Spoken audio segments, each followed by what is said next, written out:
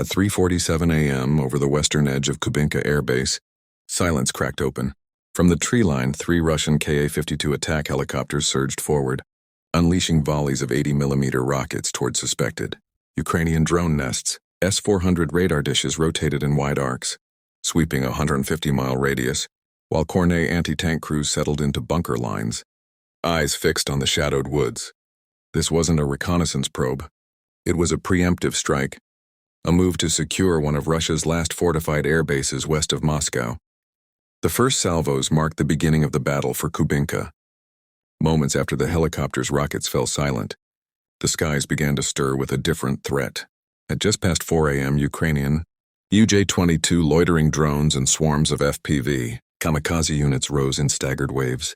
Flying below 150 feet, weaving between treetops, they hugged the terrain like shadows, exploiting blind spots in the S-400's scanning arcs. The drones came in scattered patterns. Some carried chaff pods, others mimicked the radar cross-section of larger aircraft. They weren't here to destroy, not yet. Their mission was to force Russia's defenses to reveal themselves. It worked.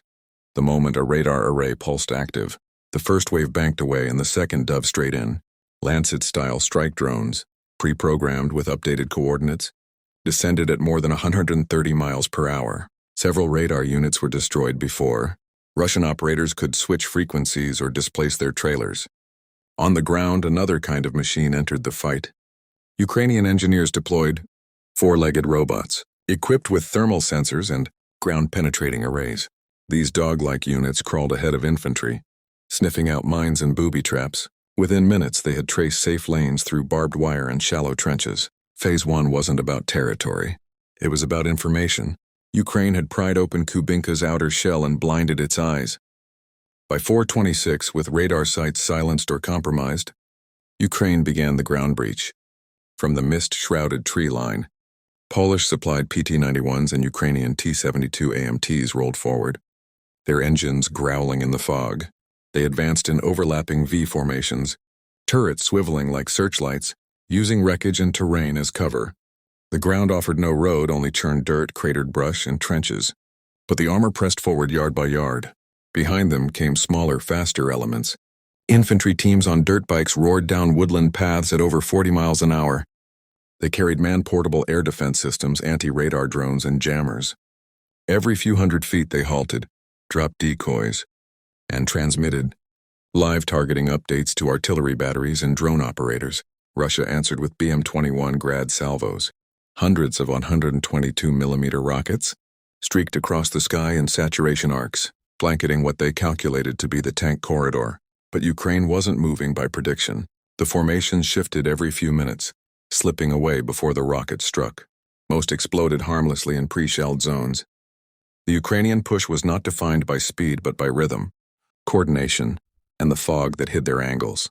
Above them, relay drones circled, mapping Russian corrections, jamming Kornet guidance links, and laying the groundwork for the next phase. At 4:52, just 26 minutes after the ground breach began, Ukrainian Su-25s tore in low from the southeast, skimming barely 200 feet above the treetops. Their timing was precise, aligned with the radar gaps the drone teams had carved open. The aircraft flew in pairs, dropping glide bombs and airburst munitions onto hardened radar posts and mobile command trailers. Precision wasn't optional. It was doctrine. Bursts of smoke and fire rippled across Kubinka's perimeter, blinding coordination nodes, but Russian Ka-52s were still circling. They pivoted into intercept roles, firing Igla heat-seeking missiles. Several Su-25s came under fire, forcing pilots into violent evasive dives. That was when the jammers arrived. Trailing the main strike wave, Mi-8 helicopters equipped with electronic warfare pods pushed into the zone. Their role was not to shoot but to blind. Radio frequency jammers and infrared countermeasures turned missile locks into chaos. Trails veered off. Radar scopes flickered. A dome of interference spread over the base. Neither side could trust its screens. Above the confusion, Ukrainian FPV drones slipped in, diving at fuel lines, hangar doors, and blast walls. Some carried EMP payloads. Others simply jammed systems. Several detonated at access points, creating breaches for follow-on forces. By 5:15, half of Kubinka's sensor grid had gone dark. With the outer defenses reeling, Ukraine shifted focus to the southern perimeter, specifically its secondary runway.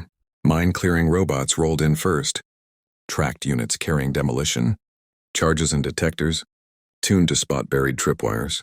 Behind them, combat engineers in light, armored vehicles laid temporary, bridging slabs across cratered tarmac. They weren't repairing the base, only making it passable, just long enough for the next blow. A JDAM dropped minutes earlier, smashed into the control tower, collapsing its upper floors and knocking out comms dishes. Through falling debris, Ukrainian special forces moved in.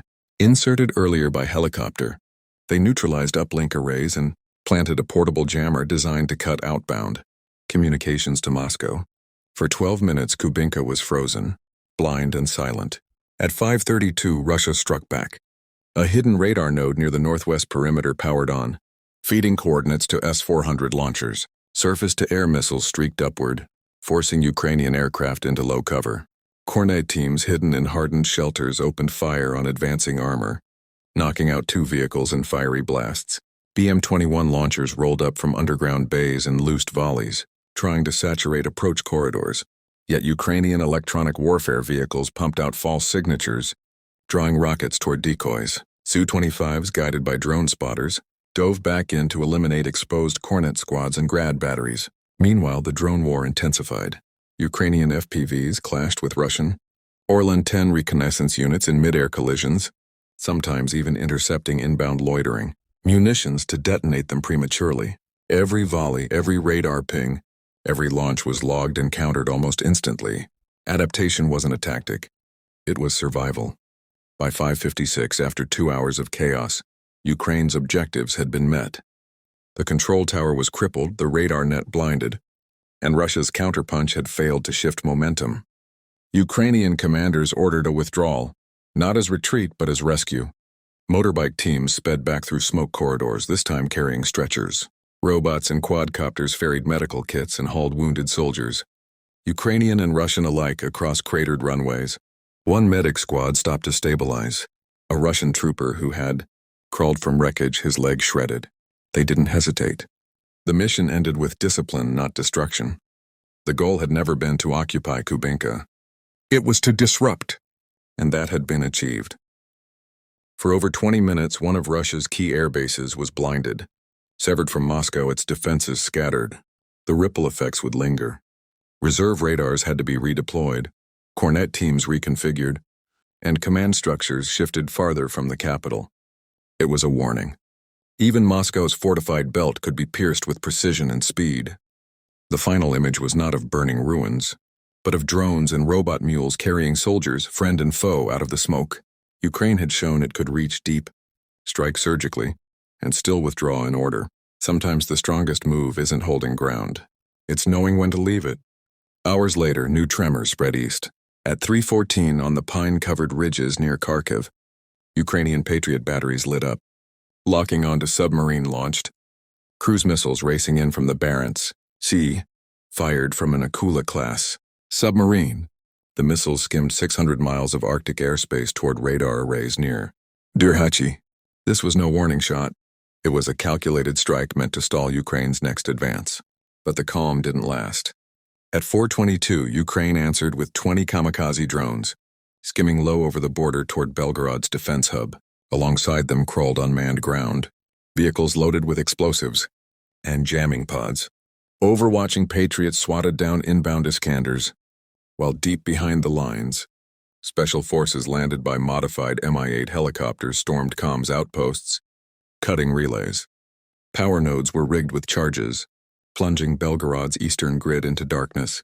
Electronic warfare convoys jammed satellite uplinks, turning the region into a digital dead zone for 45 minutes. It was enough. By 7:50, Ukrainian mechanized brigades rolled through Belgorod's southern edge, facing only scattered resistance. A once impenetrable gate collapsed, leaving a 6-mile breach in Russia's first line of defense. The road to Kursk was open. By noon, combined arms units were maneuvering toward Kursk, a command node anchoring Russia's western front.